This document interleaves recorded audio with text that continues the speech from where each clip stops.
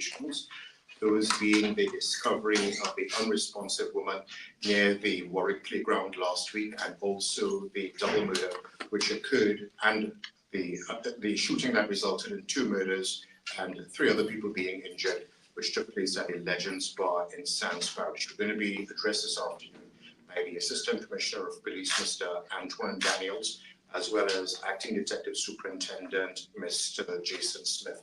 Mr. Daniels is going to provide an overview of these 2 investigations, and Mr. Smith is going to the weeds if need be, based on any questions that you may have. Mr. Daniels. Thank you, Gary. Good afternoon, ladies and gentlemen of the media.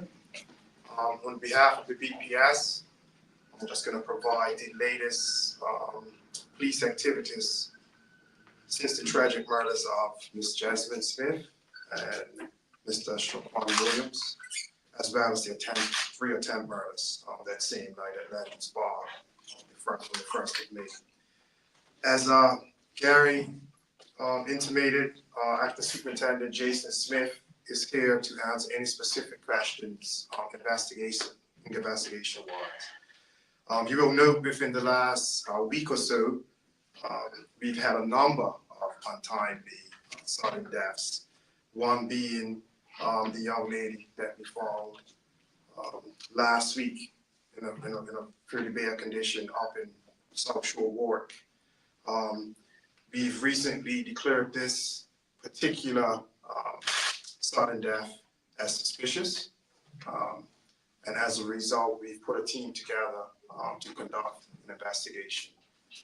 And from Mr. Smith will give you more information, but from what I'm able to understand, we're making some significant progress in that particular investigation. In terms of the murder on the 1st of May, immediately after that particular incident, the murder of Ms. Smith and Mr. Williams, the BPS both developed and initiated a multi-purpose response plan with a number of key intents, of course. Number 1 being to conduct an investigation, obviously, to find out or establish who committed the murders. We wanted to target those responsible, while at the same time reduce opportunities for retaliation, which is very important. Provide high visibility presence across the island, particularly in those affected areas. We wanted to provide some community reassurance to our community members, and of course provide regular updates via you all to our local community, and of course seek the public's assistance with appeals for information and witnesses.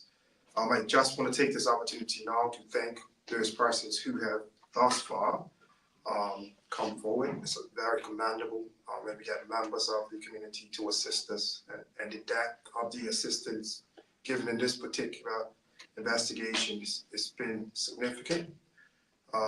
So I really want to thank those persons that have come forward, and it also makes it the investigation a lot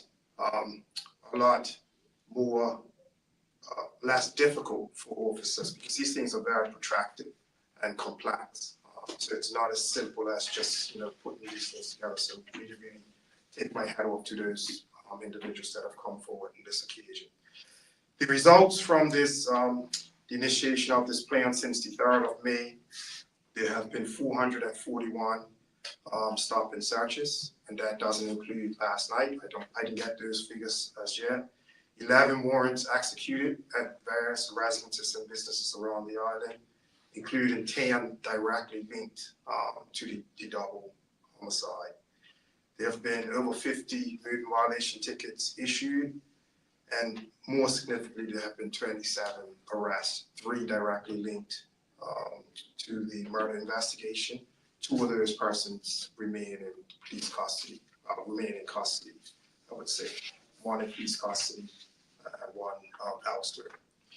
One of the biggest things we wanted to speak about today is our partners, Crime Stoppers. So in addition to our response plans, the Crime Stoppers have offered us support, which they often do, and they are often on board.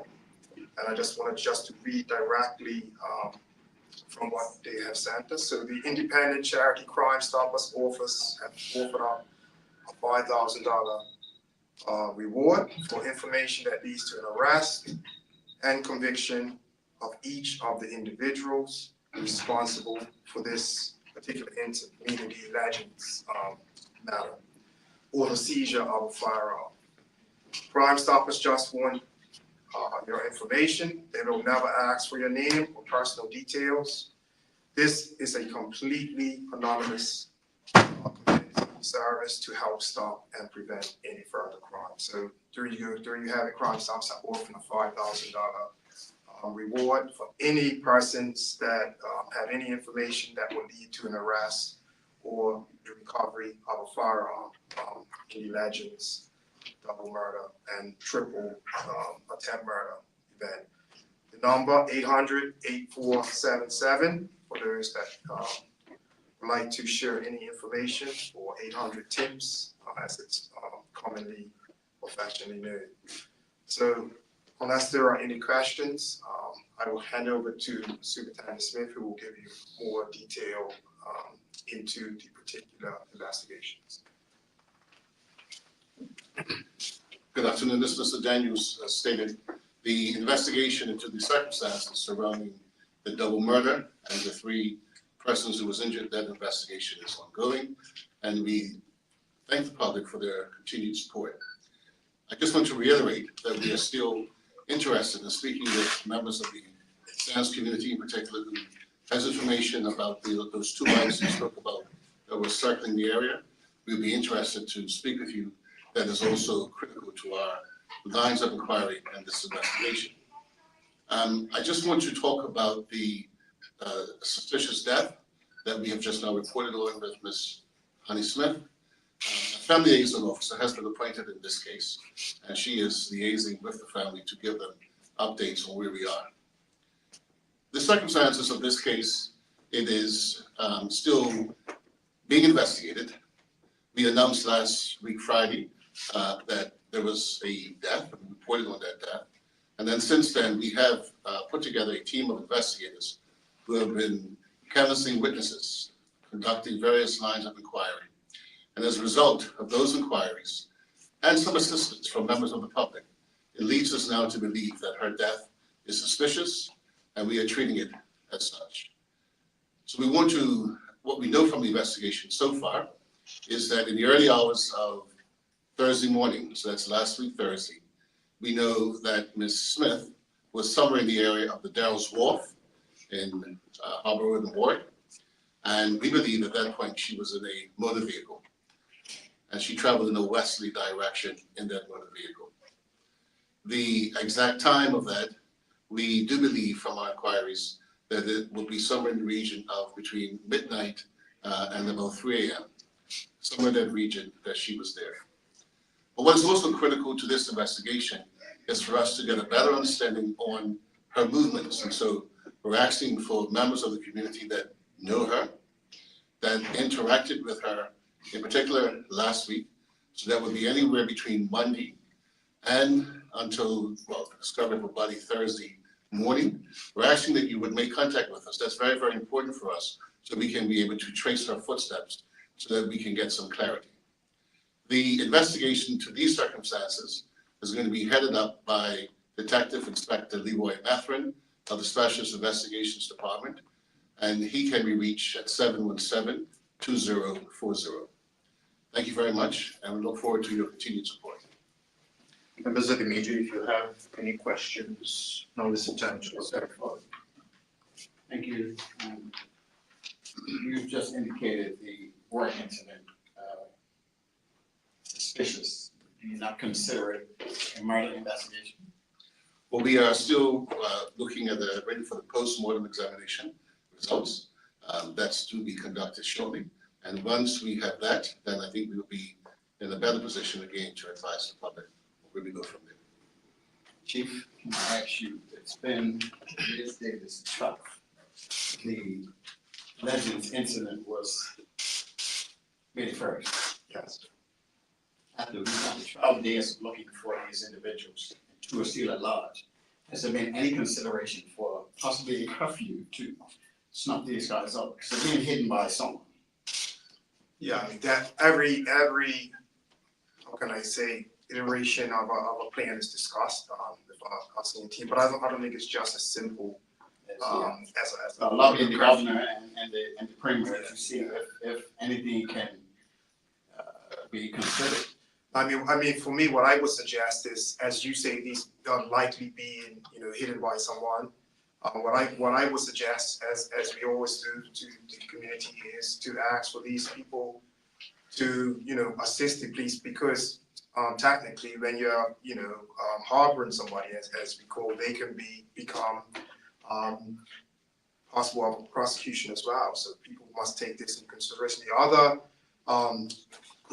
greater concern the police have is that obviously we have someone we deem that's quite seriously injured, that's out there that has not sought any type of hospital treatment and the like, and we're really appealing to people's battle side of their minds to really get this young person to come in, because we don't want any more tragedy in this community than we're already here. Over the last, let's say 11 days, it's been high visual raised in the Pembroke area, Middletown, Parsons Road, Curvin Avenue area. Has there been any sightings of any of the individuals you're looking for? Yeah, there have been sightings, but we haven't been able to have the opportunity to get hands on. And in terms of the high visibility and raids, that will continue. I make no apologies to anyone until we can arrest this bad behavior. I was just looking at the stats upstairs before I came down, and last year alone, which was a record year for police, we had something close to 40 incidents involving bladed articles. I mean, that is unheard of. 34 persons injured, 5 persons lost their life to bladed articles. And this year we're already up to a dozen, which is it's not a good start. So for us, in terms of our high visibility, just this weekend alone, we in our stop and search, we seized 2 knives from persons. So persons are still traveling around the island carrying bladed articles. It's not necessary. If you get in a confrontation with a bladed article, you're likely to have to use it. So that's not a good thing to have to protect yourself. And the other thing I would like to appeal to some of our, may hit a nerve, some of our parents. I think we are sending some of our, young kids, men, both young boys and young girls, out into these, and the behavior is really bad. At Relay for Life, which was a really positive event, really good evening, but you have a lot of this antisocial behavior, which is not, it's not hopeful. And as we see, it's leading from this type of behavior right up to what we suspect is armed robberies, people carrying knives, and at the very back end of death. And this is not necessary in this small island. The firearms used in the Legends incident, what is the ballistics telling you? Has any of these firearms been used prior? I know it's early days.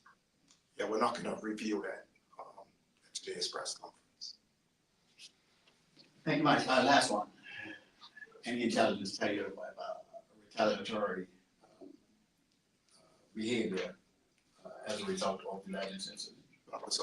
We always set our plans in place for retaliation, whether there's intel or not. There's common knowledge that when feuding persons are going at each other, if someone takes a life, then you know what happens next, right? So the police have to be responsible and try to get in front of any potential for retaliation. Thank you for your remarks. Just one question regarding the spread of misinformation. I understand that police recently issued an advisory warning people not to spread rumors.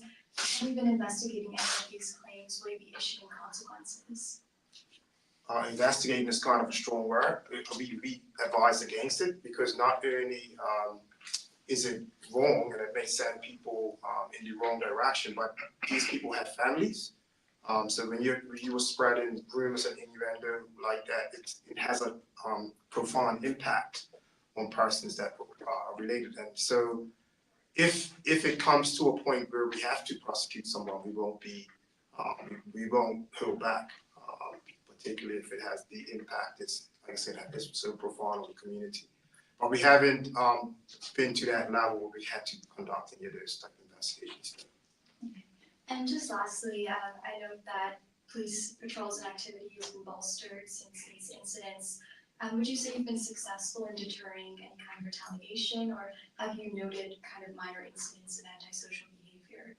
But you're always gonna have those that look for a window to commit crime. It's just general in any community. However, yes, we definitely believe that the activity of the roving 315Fs, the stop and searches, the really high visibility on the roads, how garnering some results. As I said, just this weekend we got 2 firearms, we got some drugs. 2 knives. 2 knives, sorry. 2 knives, some drugs. We've actually kept, what I want to say, knock on wood, we've kept the firearms away since the Legends particular incident. But that's not to say that these guys don't look for a window to try to enact some retaliation as Trevor. So we're definitely on high visibility. We have, I think, 20 plus new recruits coming out next week. We can't wait to get some more boots on the ground to help us out. We have a firearms course going, so we can get some new firearms officers. So we're just ready to roll out some new frontline policing initiatives to help with this type of behavior. You know, as summer comes, as people have more outdoor activities, we tend to get more of their behavior.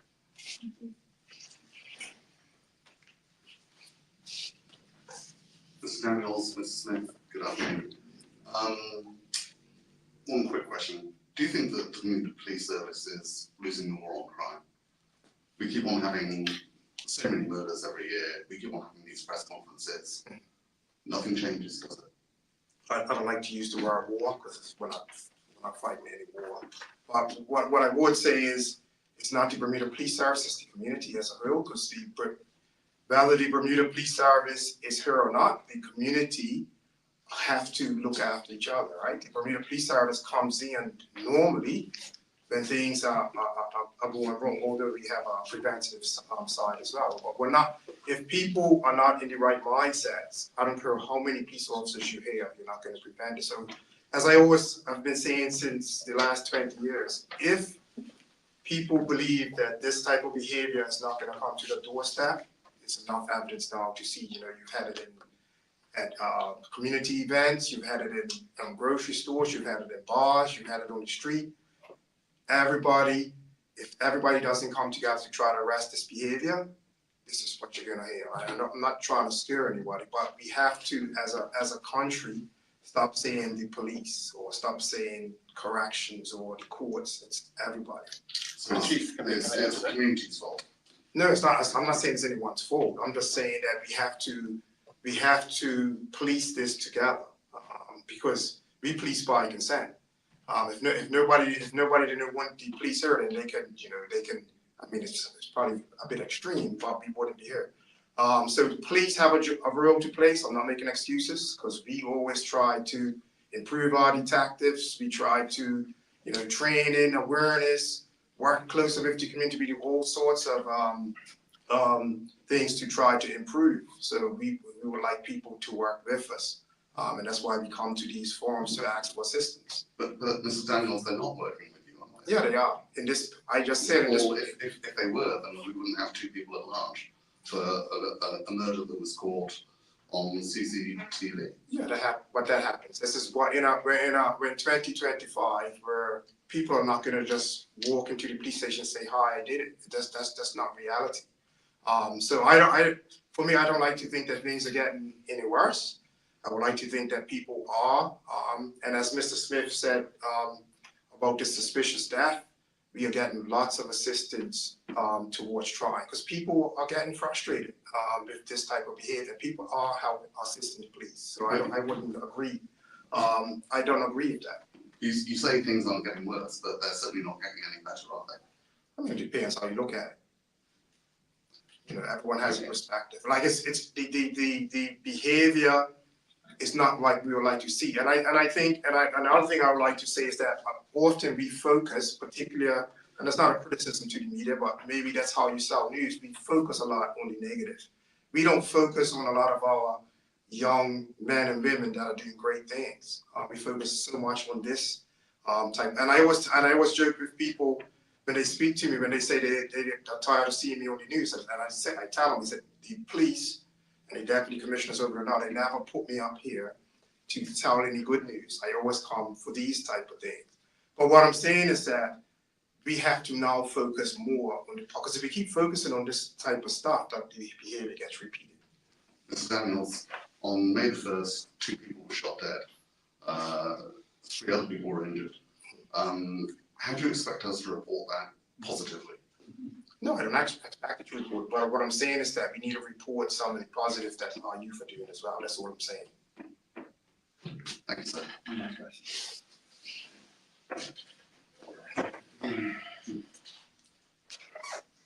Two gunmen that you are looking for, suspected gunmen. If approached, your officers approach and they are carrying firearms, are your officers prepared to shoot them? The officers have to respond according to the training. That's why we train them.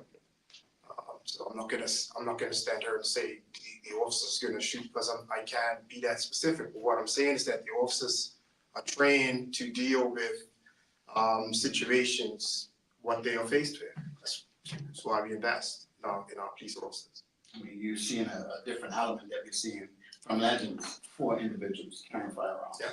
So you're seeing that the behavior has heightened. Yeah. I mean, before when we first got into this, the gang and gun space, 2021. the gangs tended to share weapons. And now with a number of these recent events, you've seen when they've gone armed and a number of them had firearms. So yeah, it is evolving. You expect that. You expect it to evolve. However, if, like I said, if we don't all stick together and paint that, that picture where we can try to, because there's more of us than them, right? At the end of the day, then they're gonna prevail, and that's not what we want. My last question to has there been a person of interest arrested in the Warwick incident? At this point, to this day, no. But what I will say to you is that we are moving, making steady progress in that investigation. And that's why we welcome the continued support of the public. And just to piggyback on what Mr. Daniels said, and to your question as well, Mr. Finnegan, I think when we have the public support, we've seen that the results speak for themselves. This year, we did have a murder conviction. You will recall last year, we made history with the conviction in the Chevelle case. And then every year, we do have success. But in each one of those occasions where we are successful before the courts, it is because we have the community involved. And so the police go about the exercise of collecting evidence, and we present that evidence to the Director of Public Prosecution. But the community has a huge role to play. And as we've seen in the Legends shooting, we have the community support, and in that case, we are making steady progress. And so we just want to say that we welcome the continued support of the community, and that when the community works with the police, then we can be successful in bringing about resolution and hopefully bring peace and tranquility back to our island. Any other questions, members of the media? Thank you for attending and for your participation this afternoon. And if we have any further updates, we will provide that by email. Thanks again.